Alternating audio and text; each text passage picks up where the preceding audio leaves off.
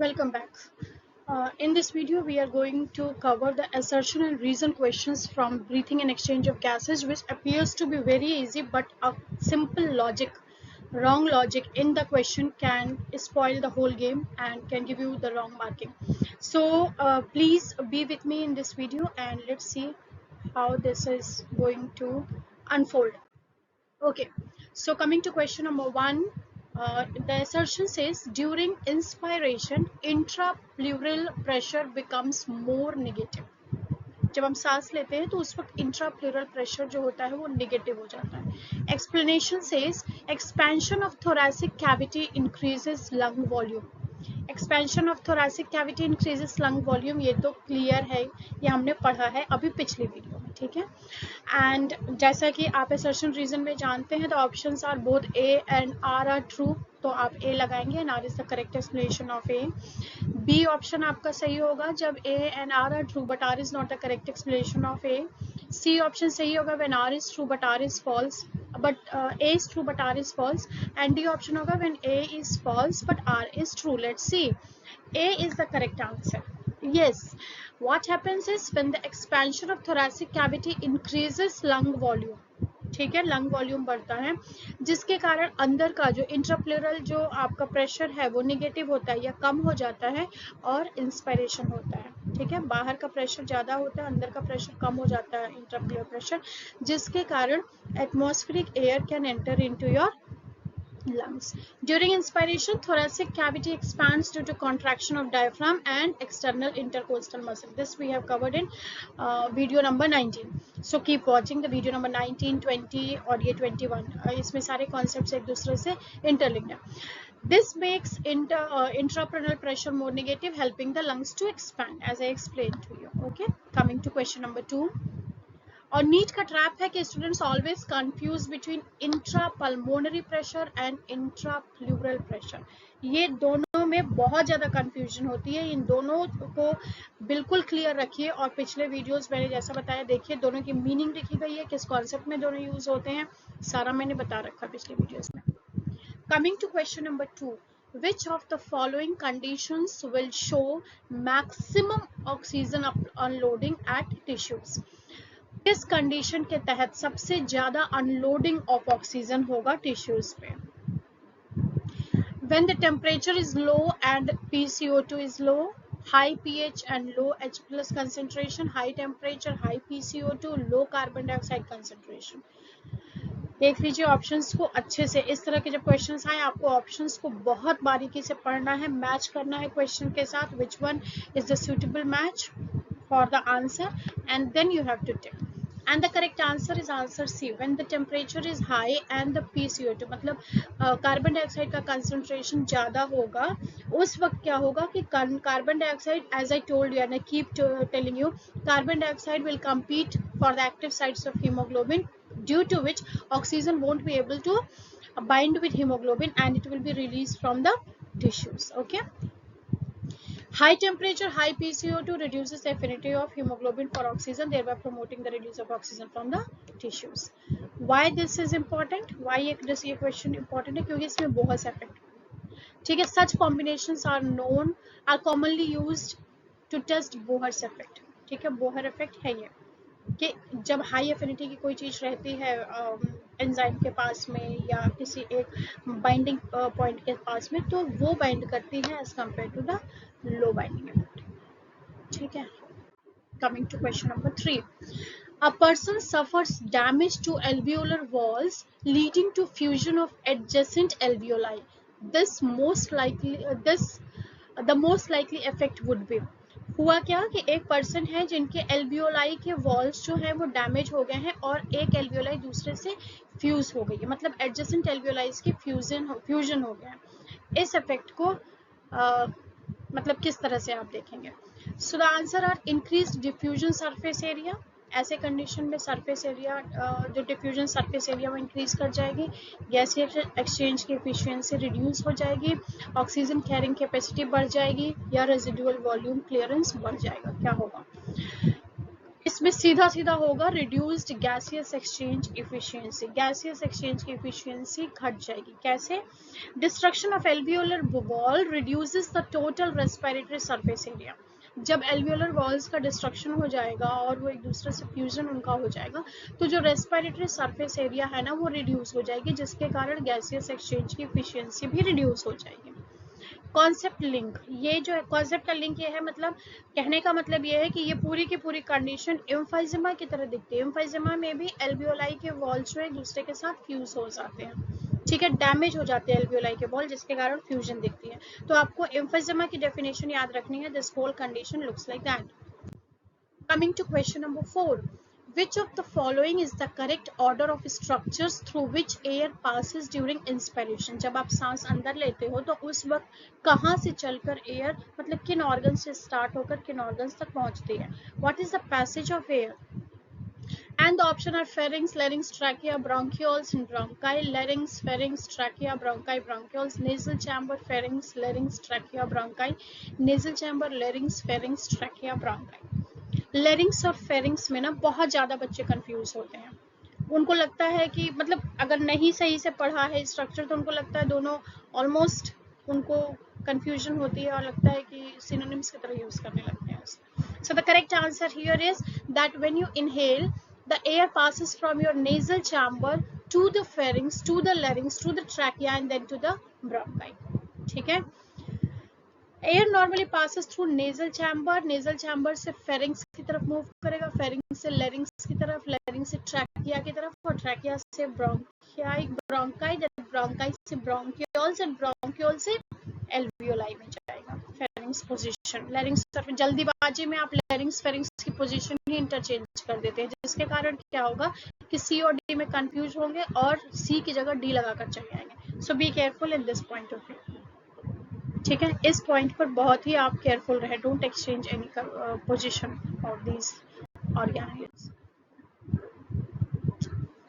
चलो, coming to question number 5 which is again an assertion and reason based question. Question number 5 का assertion says exchange of gases across alveolar membrane occurs by simple diffusion. alveolar membrane के across जो gaseous exchange होता है वो simple diffusion से होता है। ठीक, रीजन कहता है alveolar membrane is extremely thin and as usual assertion reason के options आपके पास हैं। The correct answer is A. Yes, this is true. Since the alveolar membrane is thin, it facilitates rapid diffusion of oxygen and carbon dioxide across the alveoli, जिसके कारण exchange of gases between your lung and the atmosphere becomes very easy. ठीक है, coming to question. अच्छा, I hope till question number 5 everything was clear to you. अगर नहीं हुआ clear तो वापस जाइए, फिर से रीचेक करिए, फिर से पढ़िए, और अगर बहुत ही ज़्यादा कंफ्यूजन किसी पॉइंट ऑफ व्यू हो रहा है तो डू लेट मी नो, और अदरवाइज आप अपने चैप्टर्स को एक बार फिर से रैपिडली एक रैपिड फायर उसका रिविजन करके and then attempt these questions. Coming to question number 6, which of the following respiratory disorders is characterized mainly by inflammation of bronchi and bronchioles? Bronchi और bronchioles के inflammation से कौन सा respiratory disorder होता है?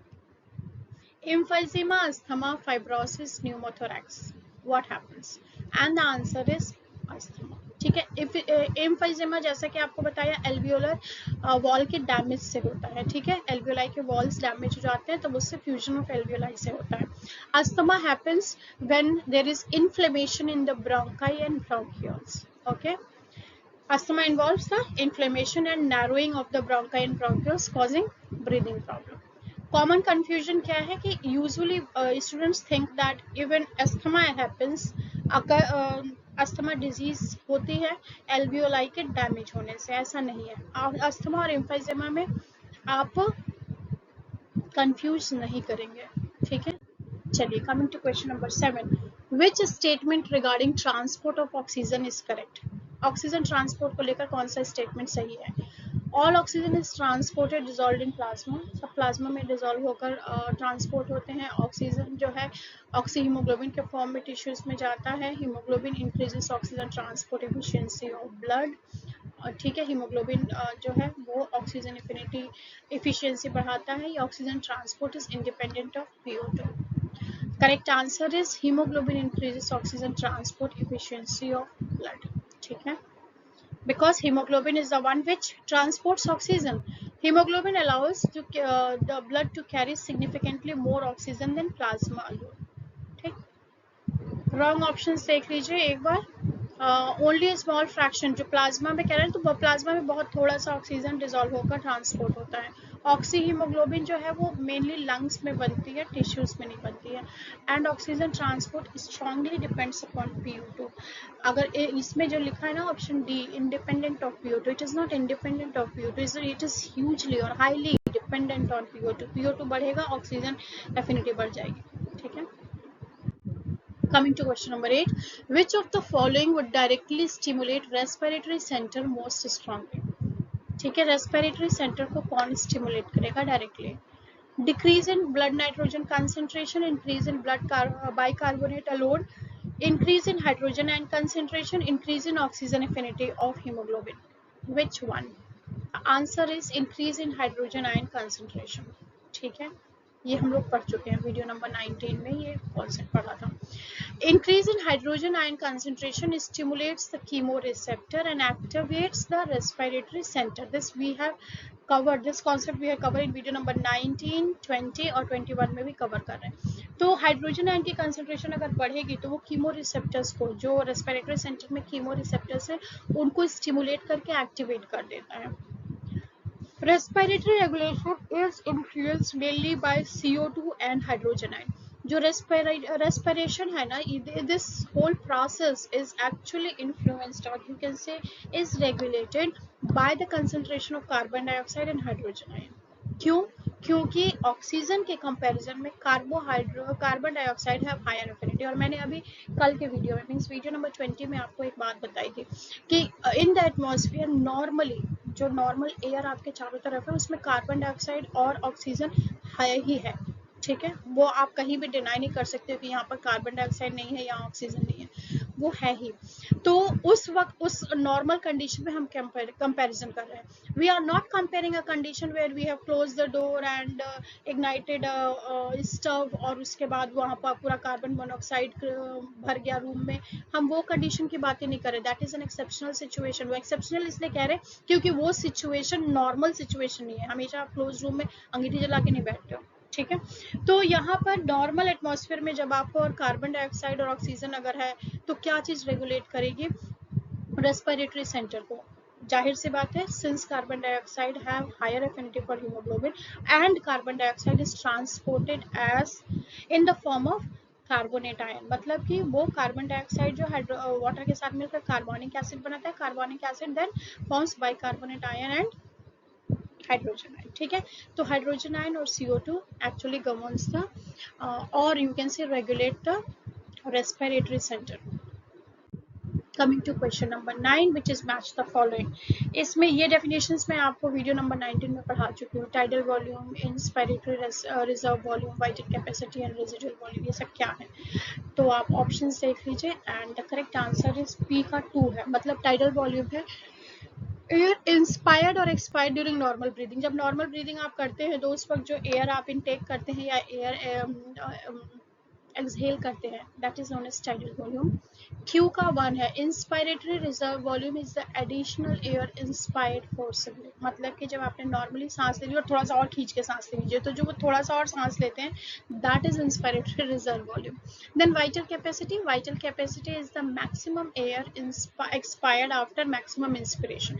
जितना सांस ले सकते हो उतना सांस लेने के बाद जितना सांस छोड़ सकते हो उतना छोड़िए. तो वो जो सांस आप छोड़ते हैं ना, that is called vital capacity. ठीक है. रेजिडुअल वॉल्यूम क्या है? Residual volume is the air remaining after forceful expiration. पूरी तरह से सांस छोड़ने के बाद जो लंग्स में एयर बच जाती है, that is known as residual volume. ठीक, ये वही एक्सप्लेनेशन है आपका जो मैंने अभी एक्सप्लेन किया, that is the same. Coming to question number 10, which is a concept based, which is an application based actually question. A mountaineer rapidly ascends to high altitude. एक mountaineer है, जल्दी जल्दी चढ़कर high altitude पे चला गया.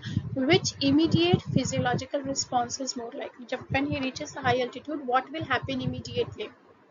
ठीक है, फिजियोलॉजिकल इसलिए बोल रही because this whole part of breathing and जितना भी मेटाबॉलिक सिस्टम का पार्ट है ना, it is all the part of human physiology, ठीक है, तो इसलिए इसको फिजियोलॉजिकल रिस्पॉन्स बोलते हैं। तो कौन सा फिजियोलॉजिकल रिस्पॉन्स होगा? Decrease in breathing rate, increase oxygen saturation of blood, increase respiratory rate and reduced cardiac output. Correct answer is increase respiratory rate. बहुत तेज तेज सांस लेने लगता है अगर जो मतलब माउंटेनियर या कोई भी जब हाई एल्टीट्यूड पर जाएगा तो बहुत तेज तेज सांस लेने लगेगा। क्यों?